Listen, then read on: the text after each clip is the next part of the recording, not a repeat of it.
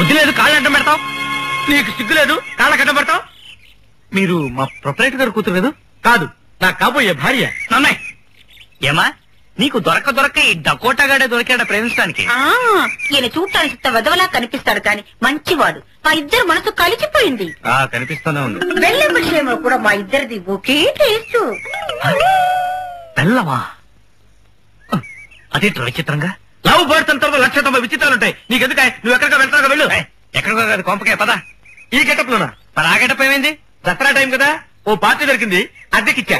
వాడిచ్చిందో తిరిగి వస్తాలే. అర్ధరాత్రి 12 గంటలకు వస్తాను, వెళ్ళు.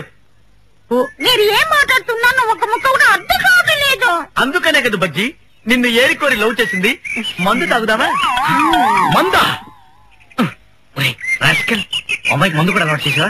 ఓరని ఎంకమ్మా, నేను తాగేది బ్రాండ్ షాప్ లో మందు కాదురా, మెడికల్ షాప్ లో మందు.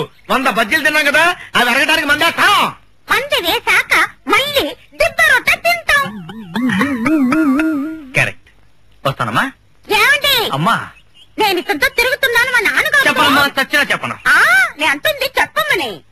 ఎంత తొందరగా చెప్తారో అంత తొందరగా మా పెళ్లి అయిపోతుంది. అలాగేనమ్మా, చెప్తానమ్మా. చాలా సిగ్గుపడకు డార్లింగ్.